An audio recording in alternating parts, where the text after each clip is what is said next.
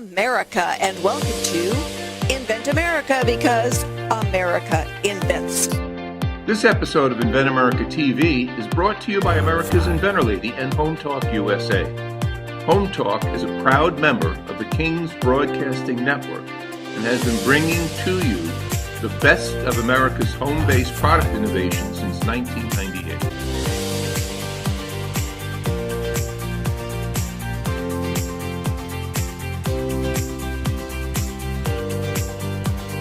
This segment of Invent America TV is brought to you by the law offices of R.P. Baraska. RPB law offices have been bringing corporate-level legal expertise to the independent inventor community for more than 20 years. For all your inventing legal needs, trust rpblawoffices.com. And thank you for being with us for this episode of Invent America, because America invents. We have been solving the problems out there for the American people for centuries now, and we will continue to do so. My guest today is Randy Landreneau, and this segment is brought to you by Product Quick Start. Noah McNeely is the mastermind for doing a lot of these prototypes. I think he's actually working on 6 different inventions that are going to ASD Market Week with us. And so he's a little bit overloaded. You never know, but he is a master. And I've had a lot of inventors tell me that they think he walks on water. So go Noah. And Randy, I've known you for a long, long time now. Randy Landreneau, president of US Inventor. And Randy, give us a little bit of background yourself. How did you get wrapped up in this? You know, it's interesting. We have known each other a long time. The bad guys just can't get rid of me. They can't get rid of me, and we're getting to a really good point now. But many years ago, I was the president of the Tampa Bay Inventors Council, which is a local nonprofit group in the Tampa Bay area. You know, there are inventor groups like that all over the country. If you should look, whoever is watching this, you should look for the inventor group in your area and hook up with them. Good information. And I found out about this bill that was being pushed called the America Invents Act. And this thing was like going hard through Congress. And I found out about it and I thought, golly, this is terrible. This is gonna destroy so much of what we have as inventors. Here's the thing. What are your rights as an inventor? The only right you really have is to use it's your patent right. The right that you have with a patent is to be able to stop a large corporation or anybody from stealing it, from selling it, from making it and selling it, from importing it, from using it. That's your right as an inventor. And that's what we've had in America pretty well for so long. And that bill was going to totally take a huge piece out of that right. So I was one of the guys that started fighting it, and I decided, okay, that's it. No one was supporting me. It was all on my own. And I started hooking up with other heads of inventor groups around the country, and we started really trying to get a lot of people calling their reps and their senators. Unfortunately, it was too little too late. We didn't have nearly the voice we needed. In fact, inventors didn't really have a voice in DC. It's one of these things, as an inventor, you don't think about that. You're in your garage, you're working on your product, you're all excited. Look at it. You come up with the aha moment where you figure it out. Oh my God, this is going to be huge. And I can get it patented and this and that and do well with it and yada, yada. And you don't think about, well, what is it that patent gives you? And how can big corporations that don't want their market share to be taken away by anybody, especially you and your garage, what can they do politically with all of their money and their political influence to affect your rights as an inventor? And that's what they did. It was horrible. It was. I mean, I remember the American Invents Act 2013. It started gaining some momentum. We started hearing about it, but the USPTO has been around since 1790.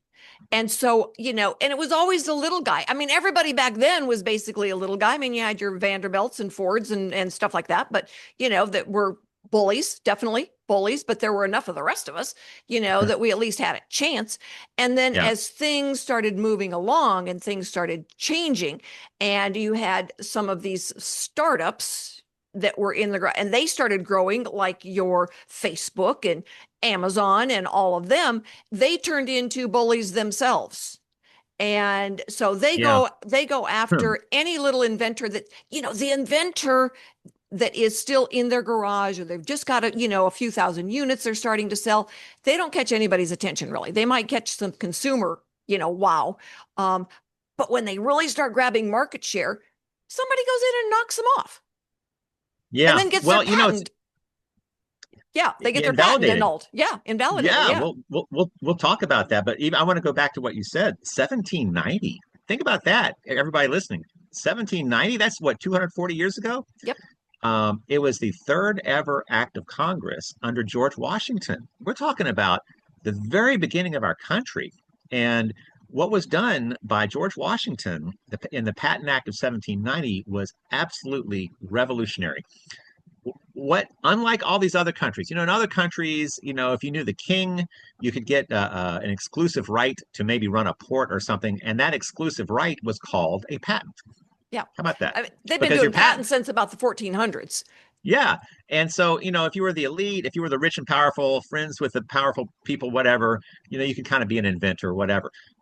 But nobody had a system where whoever you were, any walk of life, you were encouraged to actually come up with something new so you could own it yourself, even if you had no land, if you had no power, if you had no money, and even if you were a woman. Now, I say this, realize women didn't have a lot of rights in 1790, right? Yeah. Yeah. But the Patent Act of 1790 described inventors as he, she, or they.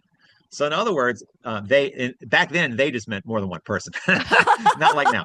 But Yes. right, they weren't that. But women had all the rights of men when it came to patents and copyright. This was radical. And by the way, obviously slavery was a terrible, terrible thing in this country. But the first black owner of a patent was 1821, well before the Civil War. Yeah. It was a free man living in New York. He was a tailor. His name was Thomas Jennings. He invented the first version of dry cleaning, and he Cool. did extremely well with it. And he used his wealth from his invention to number one, to help the abolitionist movement, but also to help get relatives out of slavery. So the system was built for the little guy. Exactly what you said, Rita. It was built for the little guy to have an incentive to do something, to come up with something that no one's thought of, and then to fight off the big guys if someone tries to steal it. In other words, that's part of your incentive. They can't just steal it from you. And of course, interestingly, from maybe over 100 years ago, if you look at the research, there were big corporations working politically to weaken the patent system over 100 years ago. In fact, if you look at media in the time of the Wright brothers, there were big corporations saying things like to the media, this was actually printed. Why should we have to pay those guys, the Wright brothers, anything? They're just bicycle mechanics. What? Yeah. So there was absolutely a huge incentive to lower the rights of the inventors who invented and owned the patents. Interestingly, our politicians, our lawmakers, did pretty well holding the line and not doing anything radical. But around 2011 is when it was kind of a perfect storm of everything. Number one, you had big tech, and of course, big tech has their tentacles so far and so wide with all the media and the internet, and they can put a message out that everyone picks up, and huge money. And we didn't have a voice. And even though there were people like me fighting it, man, that bill came through and just, yep. Yeah. I mean, back then, social media was starting to take on, but it wasn't crazy like it is now, where you can put a notice out and have it go viral overnight. Yeah. Back then, people still weren't there. So nobody really knew what was happening to the patent rights. And for most people, it's like, I'm never going to come up with a patent. But for those folks who did, it had just a horrible impact. We're going to talk about that when we come back. So everybody out there, if you are an inventor, an inventor, there are things happening, all right, that are positive right now. And Yes. so Randy's going to talk about that when we come back. And if you've got an inventor out there who's got some questions, needs some help, have them call me. Get in touch. We do the Inventors Roundtable twice a month, and it is free. We are also getting ready to take 30 inventors to ASD Market Week. So just getting started, inventory. You know what? Last year, everybody who went with us sold all of their inventory they had in stock. It was amazing. And we are there to help and promote and get everybody out there. So we're going to go pay some bills. Stick with us. We're going to be right back with Randy Landreneau, and we're going to find out more about what is going on at the USPTO that is positive for a change after all of these years. We would really like to hear some positive news, Randy. Otherwise, I'd have to cut you off. So stick with us, everybody. We'll be right back. This segment of Invent America TV is brought to you by SearchQuest Patent Search. SearchQuest provides for a comprehensive patent search that searches the entire world and not just the U.S. Patent Office. Make sure that before you spend those big bucks having a patent written, you've done your due diligence by getting a comprehensive patent search. Use SearchQuestPatents.com for all your patent search needs. They scour the world for you. And thank you for being with us for this segment of Invent America. We are part of the Home Talk USA family, and we are very proud to be connected to Michael King and King Productions. So my guest for this segment is Randy Landreneau, and he has been fighting the fight for the American inventor for, 15 years now? About, yeah. Yeah. So, as we've gone through then, and you watched in horror as some of these really cool products were just, the patents were just invalidated. Yeah. So just so your viewers know, what that bill, the American Invents Act, did prior to that bill, if you had to face off against a big infringer, okay, the fight would take place in a real court where you have a jury. This is your right to a jury trial. That's in the Seventh Amendment, right? Where you had a lifetime appointed judge. Man, that's important. That's a judge who's not looking for a better job. Definitely, you don't want someone who might want to go to work for your infringer, right? Right. But lifetime appointed judges are a key part of our system, and jury trials and due process, right? And you know what? It wasn't cheap. You might say, well, wait a minute, I could never afford that. Well, the way it was done when the system was fair is you would do it on contingency. Okay. I knew a guy about 40 years ago. He went up against a big car company. And look, who has more money than car companies, right? And he didn't have any money, but he won because they stole something from him. They said they said they weren't interested. Then they copied it, and he had an attorney who worked on contingency where they share in the winnings, and you don't have to be rich to hire them. So anyway, what was created with this bill was a new administrative court where you don't have a jury, where you don't have a real judge. You have three government employees who are called administrative patent judges. You don't have due process. I mean, there is a process, but it's fast and efficient, and they said, and it'll be fair. Well, no, it's not fair at all. There's some conflicts of interest that we've uncovered that would just knock your socks off. But on top of that, over 80% of the time, the patent in question gets invalidated. Over 80% of the time. Wow. And you might say, well, how the heck can they do that? Well, there's one key thing about getting a patent that is kind of a weak point, and it's very subjective, and that is non-obviousness. Okay. So in other words, for a utility patent, it's got to be novel. Something about it's got to be brand new, never been done before. It's got to be useful, has to do something. The patent has to describe it well enough. If the patent doesn't describe it so someone else can do it, you could lose your patent over that. So make sure your patents are written well. But the fourth thing is it has to be non-obvious. Now, non-obvious used to have some kind of objective measure to it, but it doesn't anymore. It's totally subjective. It would someone, a person of skill in the art, that's a posita, a person of skill in the art. Okay. But would a person of skill in the art have a hard time coming up with it?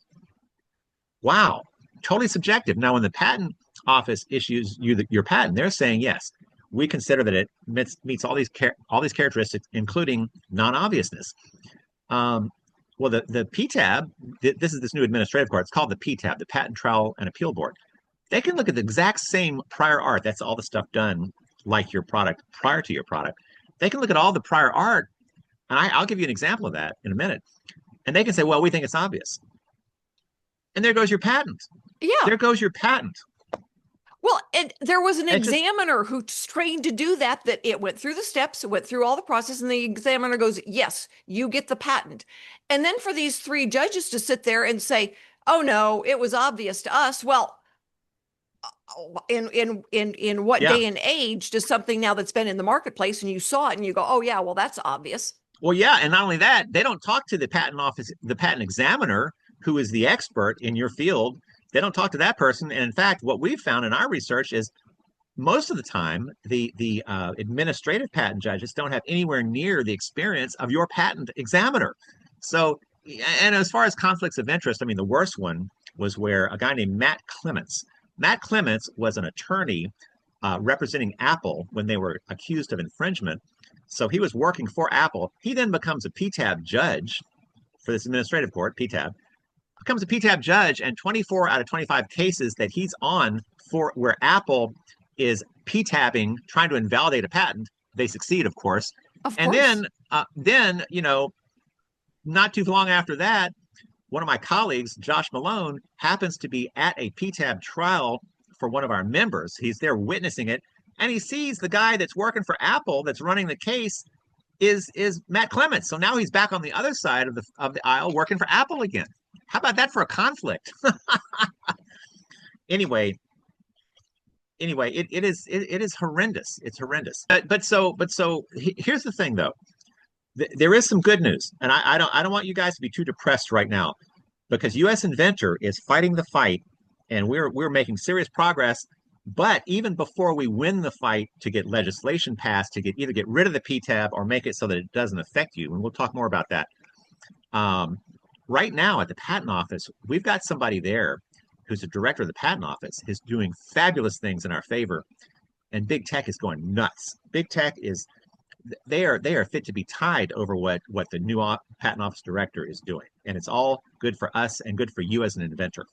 Well, I'm excited to hear about that. So when we come back, I want you to get more into that, because that's why we had you on today, because we want to know what the positive things are for the inventor, so that if you've got an idea, you can get out there and go and file that patent and put it on the fast track. You pay a little bit more for that, but oh my goodness, as long as things are going the way we need them to go for another 3 years, because who knows after that, hustle it up, Buttercup. Let's get it done, right? Stick with us, everybody. We will be right back to find out more about what is really going on. We're going to go pay some bills, thank our sponsors for being out there with us. And if you know an inventor who has got something burning to get out there, have them get in touch and we will put them on the right track. Stick with us, everybody. We'll be right back. If you're an inventor or you know an inventor out there who would just like to be able to have a conversation with other inventors, join the Inventors Roundtable. It's free. The meetings are virtual, so you can be anywhere in America and talk to another inventor. And for a lot of folks out there, understanding the process, being able to ask questions, getting good service provider information is critical to the inventing process. So, got questions? Want to join?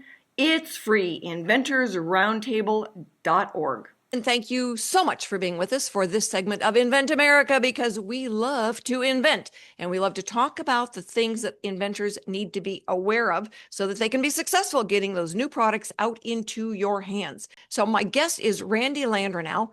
And Randy, all right, so we talked about how bad it was. What's good now? What's shifting?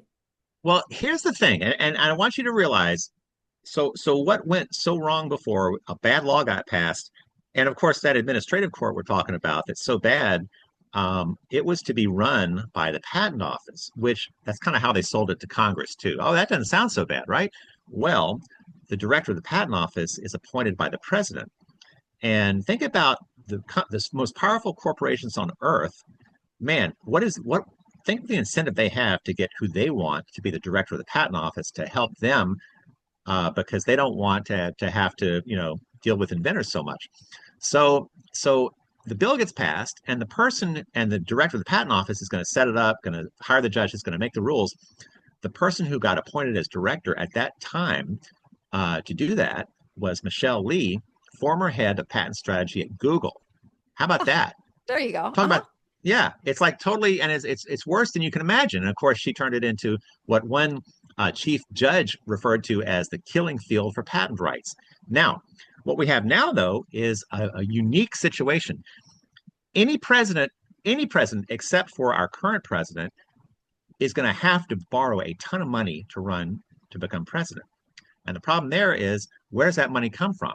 And very often, a lot of it comes from big tech because they're out there helping people get elected. President Trump, on the other hand, didn't take big tech's money, and as we all know, big tech didn't really help him. so, Yeah. so, and of course, President Trump has a different viewpoint about a lot of things. And of course, when it comes to what we're doing, President Trump has appointed, first of all, he appointed the Secretary of Commerce, Howard Lutnick. Howard Lutnick has a bunch of patents himself in his own name. This is big. Now, directly underneath the Secretary of Commerce, Lutnick is the Undersecretary of Commerce, who is the director of the Patent Office, John Squires. John Squires, is Trump's appointee as director of the Patent Office, is doing fabulous things. Before he even got there, Trump's appointed acting director, Coke Stewart, put in a new system of discretionary denial of PTAB applications. That's where people are trying to, in other words, you're trying to sue someone for infringement. They try to get your PTAB into your patent into the PTAB, the administrative court, so they can invalidate it. And suddenly, here she was discretionarily denying these efforts to take patents to the PTAB in a big, big way. We're talking about hundreds of patents not being taken to the PTAB that would have gone to the PTAB previously. And then John Squires gets appointed as director, and he's done that even more so. Bottom line is, it used to be that about 70% of the time that a corporation wanted to take your patent to that terrible patent-killing administrative court, about 70% of the time, they would succeed at getting you there. And once there, over 80% of the time, you would lose your patent. Now, it's down to somewhere between 10 to maybe as high as 20%, but maybe as low as 10% of the time now. So bottom line is, they're looking very carefully at these patents. And I think what it really boils down to is they're only letting patents go to that administrative court if they have some serious flaw, if in fact a mistake was actually made, in which case, okay, if a mistake was made, a mistake was made. It would probably come out in litigation or in a re-exam or whatever. Now, the problem here, and of course, so right now, things are quite good. In other words, if you've been holding back, there are a lot of people who they're being infringed. They've been holding back because they didn't want to try to sue the infringer because they didn't want to face this administrative court, the PTAB.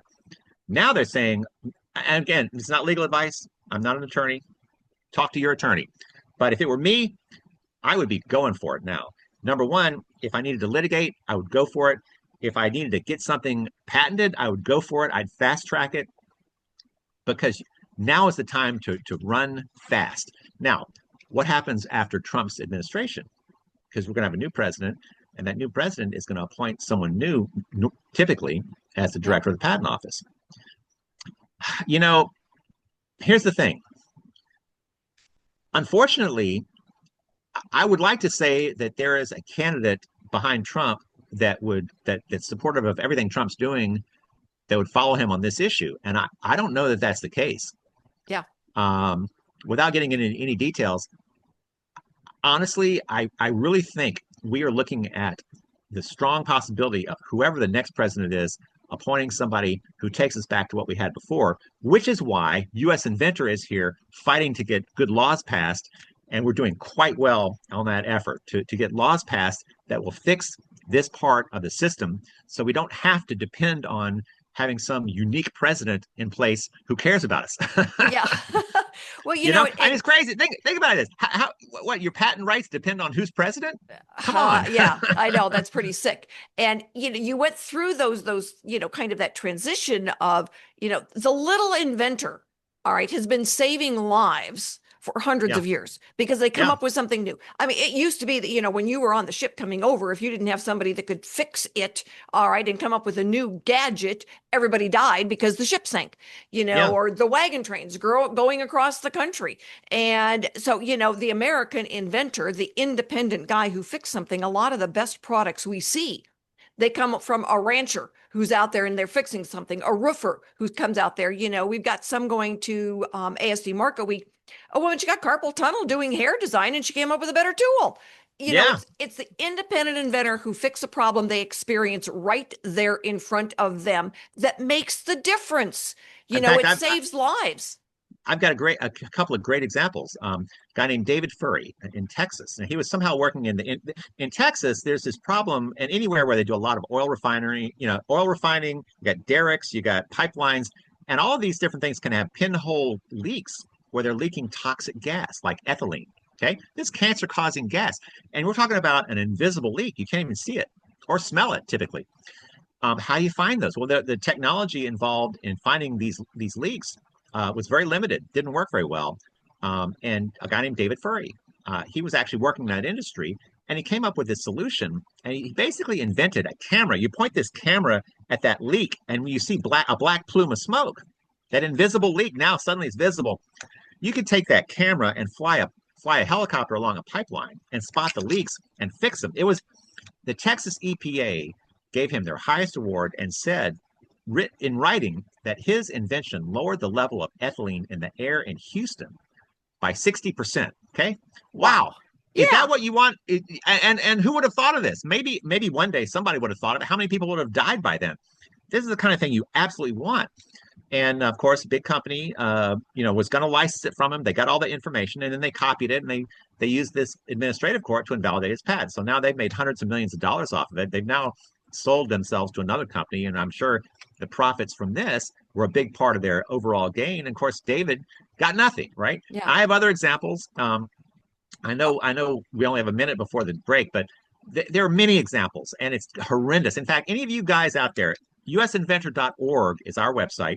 And if you want to email me directly, randy@usinventor.org, be happy to give you more information. But and I know there's a lot on your website. Yep. And so, learning more about what to be prepared for when you're taking a new product to market. And, I get inventors that call me all the time. It's, I've got an idea. And we are more than happy to start, here's where you start. Here's where you get to, and being able to teach the inventors how to protect themselves is critical so that they know what to expect, so they know, what to watch for. And when we come back, I want you to give them some of those fine-tuned pieces. It's like, don't not file a patent. All right. You still got to have something to work with. Yeah. And so that's the best we've got. But we're going to take a break, go and pay some bills, thank our sponsors for being with us. And we will be right back to talk and wrap up this really important segment on how America deals with the USPTO. Come back, everybody.